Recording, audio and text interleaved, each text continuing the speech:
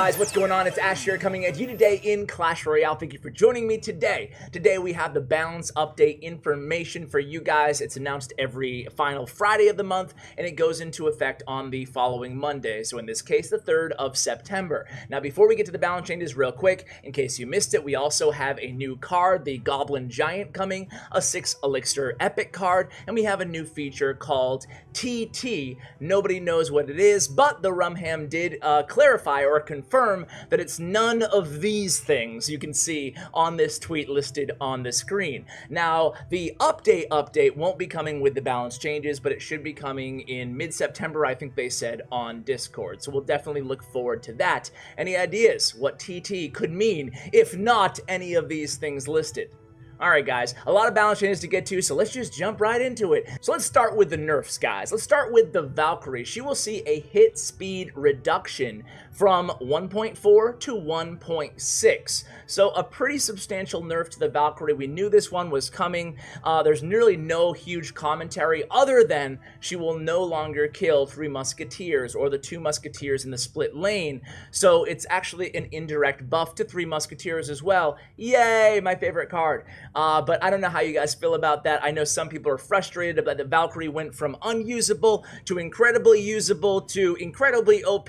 Now we'll see where she lands after this nerf. Next on the list is going to be Royal Hogs. 2 cards in a row that they previously buffed and now they're nerfing again. Royal Hogs hit speed reduced from 1.1 to 1.2 seconds. They say that they might have gone a little bit too far on that buff of the first attack. I don't think this nerf will make them useless again, especially with the nerf to Valkyrie, which was their best counter. I expect Royal Hogs to still be prominent as a win condition, especially at tournament level standard. Next up is Cannon Cart, another card that they buffed.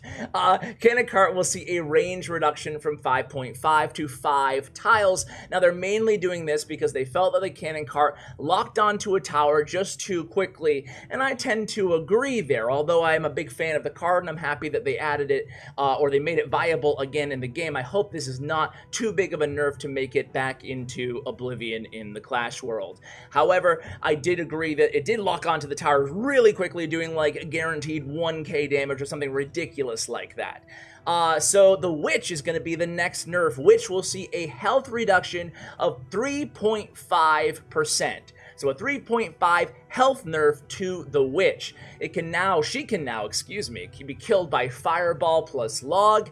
She can also be killed by Lightning even if it's 1 level lower than the Witch. Stay tuned for the Lightning buff to make more sense of that.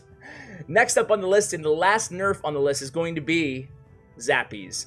I really love Zappies, and they've really quickly became meta in the game. They're really, really strong. So what they did was change the mechanics a little bit on the Zappies. They changed the reload mechanics so that it slowed down the first attack, and it can't be lock stunned by other Zappies. Now, what does that even mean? Basically, think about a Zappy versus your Princess Tower. They slowed down the first attack so that Princess Tower can actually get in an extra hit against the Zappies before it gets locked into the stun lock. So basically, the opponent's any of the opponent's troop or any troops that the Zappies go against will have the ability, or at least a lot of those troops will have the ability to get that first shot in now, because the Zappies will be a little bit slower on their first shot. And but once they get into their regular attack, they will get into that stun mode as they are right now. So kind of a, I don't know, a soft nerf to the Zappies. I still think they'll be super viable in the game. Let's move on to the buffs, guys. For buffs, we have Royal Recruits. Who didn't see this one coming? Royal Recruits have went from dominating to pretty much the worst card in the game. They have a damage increase by 12%, which is really, really big, from 43 to 48, excuse me. They can also now be deployed in a new 4-2 split. If you drag them all the way to the left or all the way to the right of your screen, you can dictate which direction they will split to, 4 to 1 and 3 or 2 to the other.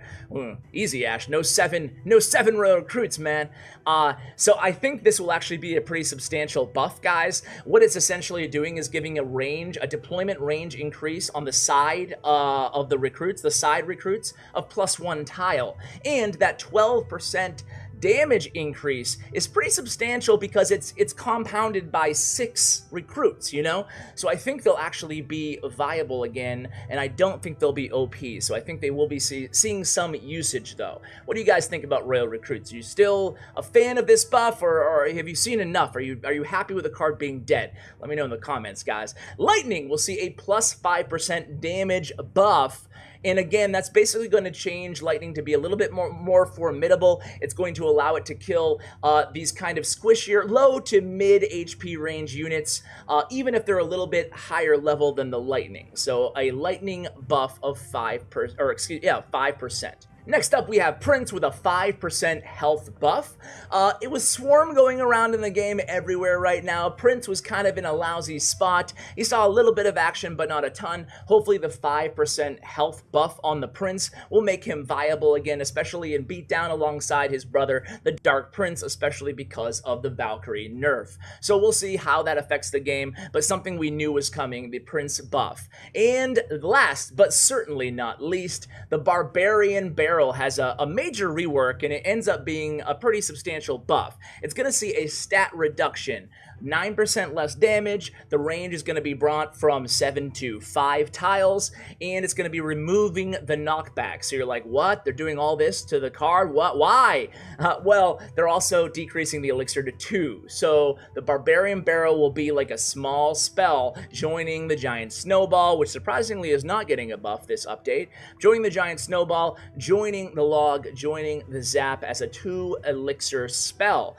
I think this will finally push the Barbarian Barrel, pun intended, I guess, push that Barbarian Barrel towards viability in the game. I think that the Barbarian Barrel kind of needed something like this to be viable. Now, with the knockback removed and the range reduction, the Log is still going to be meta. It's still going to be super popular, and I don't see many decks running both Log and Barbarian Barrel, so I wouldn't say that Bait is in like a world of hurt because of this buff necessarily. And I think that the Barbarian Barrel, as long as it can kind of carve out a niche that is different than the Log, I think it will have a place. And the fact that you can just cycle a Barbarian Barrel for only 2 elixir now into your opponent's lane, just naked when you have, you know, when you just want to cycle or no one's making a play at the beginning of the game, it will have to force a response out of the opponent because that Barbarian will do a lot of damage, way more than a Log if left unchecked. Not saying it's better than Log, just saying it might be a viable option now. So guys, those are the balance changes. Now I have another special announcement for you guys. Maybe I'll put this in the pinned comment or something. I'm mentioning it at the very end of the video instead of the beginning. But I will have Seth, aka the Rumham. He's like the balance guru on the Clash Royale team right now, along with Stefu. And I'm going to have him on the channel probably either Sunday or Monday. And I actually want to ask him your questions. Now, one question that comes to my mind immediately after these balance changes is how do you feel about the fact that a lot of these cards that you're buffing, such as the Zappies in the past, the Cannon Cart, Royal Hogs, Valkyrie, later get nerfs, and a lot of the cards that you're nerfing later get buffs? So basically, I'll ask him about the cyclical nature of, like I mentioned earlier in this video, of these balance changes and whether or not he's happy with that. Maybe he just intends, maybe the Clash Royale team intends for it to be this way, and that's why they're doing monthly balance changes, despite the criticism that they're obviously receiving because of this. Oh, you've nerfed this, and then you buff this, and then you buff this, and then you nerf this.